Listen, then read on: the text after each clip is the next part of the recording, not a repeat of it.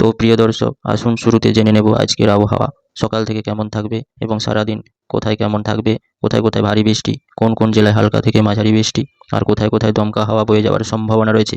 উপগ্রহ চিত্রে আমরা দেখতে পাচ্ছি বঙ্গোপসাগরে নতুন করে এক ঘূর্ণাবর্ত সৃষ্টির সম্ভাবনা হয়েছে এবং এই ঘূর্ণাবর্তটির প্রভাবে আবারও এক দুর্যোগপূর্ণ আবহাওয়া সৃষ্টির সম্ভাবনা রয়েছে, এমনটা আবহাওয়া সূত্রে জানা যাচ্ছে। আবহাওয়া সূত্রে জানা যাচ্ছে ঘূর্ণাবর্তটি যদি আরও শক্তিশালী আকার ধারণ করে, যার প্রভাবে আবারও উত্তর এবং দক্ষিণবঙ্গে ও বাংলাদেশের বিভিন্ন উপকূলবর্তী উপকূল জেলাগুলোতে আবারও এক দুর্যোগপূর্ণ আবহাওয়া সৃষ্টির সম্ভাবনা রয়েছে।